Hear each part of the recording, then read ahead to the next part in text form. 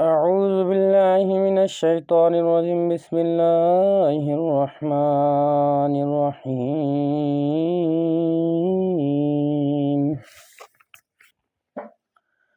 ألم نشرح لك صدرك ووضعنا عنك وزرك الذي أنقض ظهرك بسم الله الرحمن الرحيم الصلاة والسلام عليك يا رسول الله الصلاة والسلام عليك يا حبيب الله الصلاة والسلام عليك يا شافع المذنبين الصلاة والسلام عليك يا رحمة للعالمين আলহামদুলিল্লাহ, সকল প্রশংসা আল্লাহ তাআলার। লাখ কোটি দরুদ ও সালাম হযরত মুহাম্মদ সাল্লাল্লাহু আলাইহি ওয়াসাল্লামের। আজকে আমি একটা বিষয় নিয়ে আলোচনা করব। সে বিষয়টা হচ্ছে হুজুরে পাক সাল্লাল্লাহু আলাইহি ওয়াসাল্লামের বক্ষ বিদীর্ণ নিয়ে। আমাদের সমাজে অনেক ভাই আছেন যারা ওয়াজের ময়দানে বলতেছেন যে হুজুরে পাক সাল্লাল্লাহু আলাইহি ওয়াসাল্লামের বক্ষ বিদীর্ণ করা এই হাদিসটা নাকি জাল। আসুন আগে এরকম একটা কথা, এরকম একটা ওয়াজ এক বক্তার মুখ থেকে শুনি, তারপর সেই কথাগুলো আমরা কোরআনের তাফসির এবং হাদিসের আলোকে আলোচনা করব ইনশাআল্লাহ। জানতাম যে সিনা চাক নবীজির এই যে বুক ফেড়ে জমজমের পানি দিয়ে ধুয়ে পরিষ্কার করে আল্লাহ তার উপরে আবার বসিয়ে দিয়েছিল। আপনার একটু চিন্তা আসে না যে নবীজির অন্তরের ভেতরে কি পাপের কোনো কালিমা ছিল যে যেটা জমজমের পানি দিয়ে আল্লাহ ধুয়ে দিয়েছে? আর আপনি এই হাদিস পড়েন না, সুবহানাল্লাহ পড়েন, চিন্তা করেন না কেন? বিশ্ব নবীকে আল্লাহ জানিয়েছেন মা তাকাদ্দামা মিন যামবিহি ওয়া মা তাআখার, তার আগে এবং পরে কোনো গুনাহ নেই। তোমার যদি গুনাহ না থাকবে তোমার বুক ছিঁড়ে কোন কারণে ওইটা বের করে ধুয়ে দিলে সব মানব। নবীর অসম্মান হচ্ছে আরো যে নবী যে গুনাহ করেছিল ওই গুনাহ আল্লাহ ধুয়ে দিয়েছে, তার তো আগে পরে কোনো গুনাহই নেই। এই সিনা চাঁদ বলতে যেটা আমরা বানিয়েছি এটা মুখরোচক, এটা হাদিস কোরআন না। কোরআনের আয়াত হাদিস পড়তে হলে গবেষণা করে পড়া লাগবে, চিন্তা ভাবনা করে, আন্দাজে গরুর মতো পড়ে গেলে হবে না। অথচ এটা আমরা লিখে সিলেবাস ভুক্ত আলেম যারা আছে জিজ্ঞাসা করেন এটা লিখে পাস করেছি। আমি কামেল পাস করেছি এটা লিখে, কারণ না হয়তো নাম্বার দেবে। অথচ এখন গবেষণা করে দেখতে পাচ্ছি না, এ তো একেবারে ভুয়া জিনিস। নবীজির এই বুক এখান থেকে পেট পর্যন্ত ছিঁড়বে আর নবীজি বসে বসে দেখবে তার ওখান থেকে ছিঁড়ে ময়লা বের করে ধুয়ে আবার রাখবে। নবীজি কি গুনাহ করেছিল যে গুনাহ ধুয়ে দিচ্ছে? বলেন কি ধুয়ে দিয়েছে? এবার আসেন বাস্তবে। তাহলে কি বুঝলাম? তিনি বললেন হুজুরে পাক সাল্লাল্লাহু আলাইহি সাল্লামের যে বক্ষ বিদীর্ণ হয়েছে এই কথাটা হলো ভুয়া কথা। 2 নাম্বার, নবী করিম সাল্লাল্লাহু আলাইহি সাল্লাম যে গুনাহ করছেন সেই কারণে বক্ষ বিদীর্ণ করে তার হৃৎপিণ্ডটাকে ধোয়া হয়েছে, এই কথাই ইনি কোথায় পেল? আবার ইনি বলতেছে এই কথাগুলো তিনি পরীক্ষায় লিখে কামেল পাস করছে। আমার কথা হইল তিনি যে লিখে কামেল পাস করলো কোন কিতাবে এই কথাগুলো লেখা আছে? তাফসিরের কোন কিতাবে লেখা আছে? হাদিসের কোন কিতাবে লেখা আছে? 2 নম্বর কথা হলো রাসূল পাক সাল্লাল্লাহু আলাইহি ওয়াসাল্লাম যে গুনাহ করছেন এই কথা কেউ যদি অন্তরে ধারণ করে, লালন করে, তাহলে তো তার ঈমান থাকার কথা না, সে তো বেঈমান হয়ে যাবে। 4 নম্বর কথা হলো পৃথিবীতে কোন মুহাদ্দিস, কোন মুফাসসির সর্বপ্রথম এই কথাটাকে অস্বীকার করছে? কোন সাহাবী এই কথাটাকে অস্বীকার করছে? বা আদৌ কি কোনো কোরআন হাদিসে লেখা আছে যে রাসূল পাক সাল্লাল্লাহু আলাইহি সাল্লামের বক্ষ বিদীর্ণ করা হয় নাই?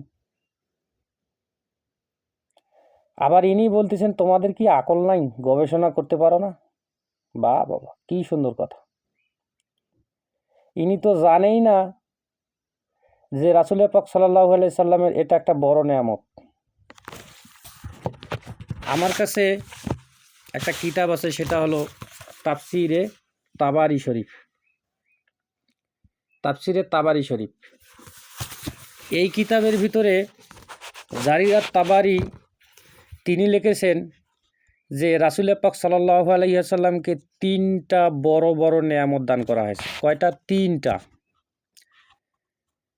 সূরা ইনশিরার মধ্যে প্রথম 3 আয়াতের ভিতরে তিনি এই ব্যাখ্যাটা দিয়েছেন। তিনি সূরা ইনশিরার প্রথম 3 আয়াত ব্যাখ্যা করতে গিয়ে তিনি এই কথাটা উল্লেখ করেছেন যে রাসূল পাক সাল্লাল্লাহু আলাইহি সাল্লামকে 3টি বড় বড় নেয়ামত দান করা হয়েছে।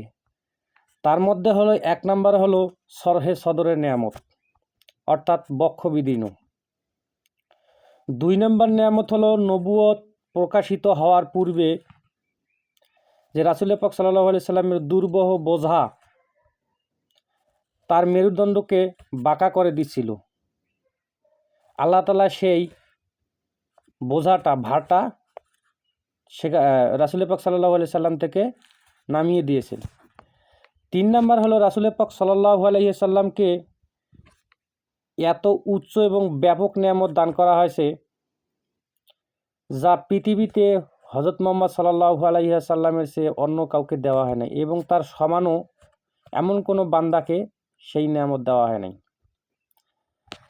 রাসূল পাক সাল্লাল্লাহু আলাইহি সাল্লামের বক্ষ বিদীর্ণতা হলো এটা একটা আল্লাহ তাআলার অশেষ বিশেষ বড় এবং সবচেয়ে বড় নেয়ামত, যেটা রাসূল পাক সাল্লাল্লাহু আলাইহি সাল্লামকে দান করা হয়েছে।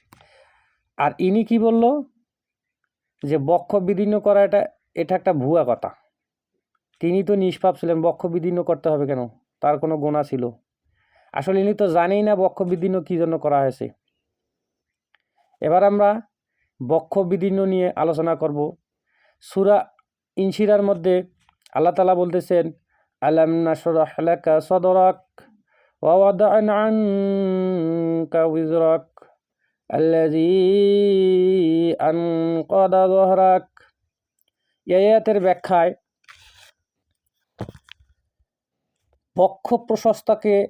বক্ষ প্রশস্ততাকে ওলামায়ে কেরাম এইভাবে ব্যাখ্যা করেছেন। বক্ষ প্রশস্ততা বলতে এটাও হতে পারে বক্ষ বিদীর্ণ, 1 নাম্বার। আবার বক্ষ প্রশস্ততা বলতে এটাও হতে পারে বক্ষ উন্মুক্তকরণ, নতুবা বক্ষ সম্প্রসারণ। তা আমরা প্রথমে বক্ষ বিদীর্ণ নিয়ে আলোচনা করব। আমার কাছে একটা কিতাব আছে, সেটা হচ্ছে কানজুল ইমান নুরুল ইরফান। এই কিতাবে সূরা ইনশিরার মধ্যে সুন্দরভাবে ব্যাখ্যাটা এসেছে, সেটা হচ্ছে বক্ষ প্রশস্ততা মানে বক্ষ বিদীর্ণ, নতুবা বক্ষ উন্মুক্তকরণ অথবা বক্ষ সম্প্রসারণ। বক্ষ বিদীর্ণটা হলো কি? যদি আমরা বক্ষ প্রশস্ততাকে বক্ষ বিদীর্ণ বলে ধরে নেই, তাহলে বক্ষ বিদীর্ণ হুজুরে পাক সাল্লাল্লাহু আলাইহি সাল্লামের বক্ষ বিদীর্ণ 3 বার অথবা 4 বার করা হয়েছে। অর্থাৎ হুজুরে পাক সাল্লাল্লাহু আলাইহি সাল্লাম হৃদয় মুবারক 3 থেকে 4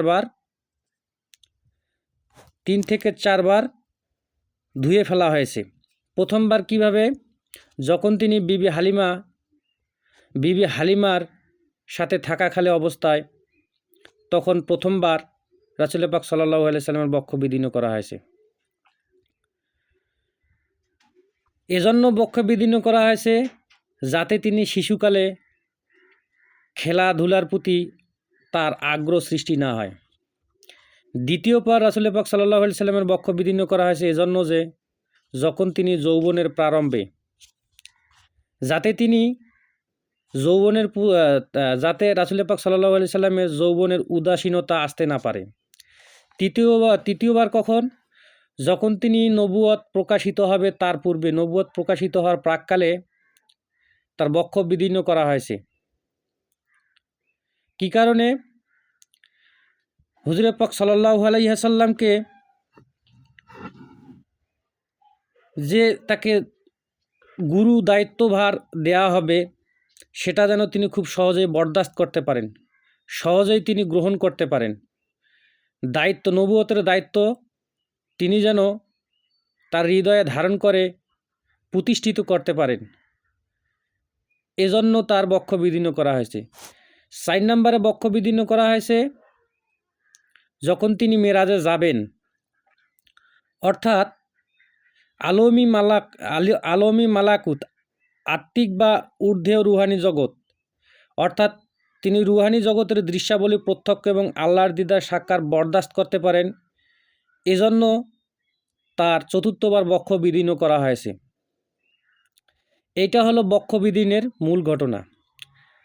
অর্থাৎ রাসূল পাক সাল্লাল্লাহু আলাইহি ওয়াসাল্লামের বক্ষ বিদীর্ণ করে যে অংশটুকু দূর করা হয়েছে সেটাকে বলা হয় নফসে আম্মারার, অর্থাৎ একটা জমাট রক্তপিণ্ড। এটা ছিল একটা শয়তানের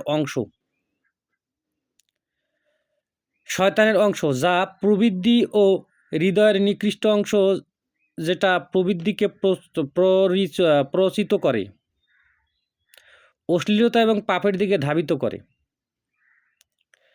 আমার কথা হলো, এই আমির হামজাকে কে বলল যে রাসূল পাক সাল্লাল্লাহু আলাইহি সাল্লামের গুনাহ ছিল, এই কারণে তার হৃৎপিণ্ড বের করে ধুয়ে ফেলে, আবার সেখানে নূর, হেকমত, ইসমত, আসরার, নেয়ামত এগুলো ভরপুর করে আবার আগের মতো করে রাসূল পাক সাল্লাল্লাহু আলাইহি সাল্লামের বক্ষটাকে সেলাই করে দেয়া হয়েছে। শুধু কি তাই, এই হাদিসটা আছে আবু বকর রাদিয়াল্লাহু আনহু। রাসূল পাক সাল্লাল্লাহু আলাইহি সাল্লাম নিজেই তিনি বর্ণনা করেছেন, আবু বকর রাদিয়াল্লাহু বলেছেন, এবং হযরত আনাস রাদিয়াল্লাহু এই কথা বলেছেন যে আমি নিজে রাসূল পাক সাল্লাল্লাহু আলাইহি সাল্লামের বুক থেকে নাভির নিচ পর্যন্ত বক্ষ বিদীর্ণের দাগ দেখেছি। এবং আনাস রাদিয়াল্লাহু বলেছেন যে রাসূল পাক সাল্লাল্লাহু আলাইহি সাল্লাম নিজেই স্বয়ং এই বর্ণনা দিয়েছেন আমাদের কাছে। ভাই, আপনি যে এই বক্তৃতা দিলেন, এই বক্তৃতার কোনো ডকুমেন্ট আছে কি? আর আপনি বললেন এই কথা লিখেই আপনি কামিল পাশ করেছেন। আপনার এই কথা আমার কাছে গ্রহণযোগ্য মনে হলো না। আল্লাহ তাআলা আপনাকে হেদায়েত দান করুক, আমিন। আসসালামু আলাইকুম ওয়া রাহমাতুল্লাহি ওয়া বারাকাতুহু।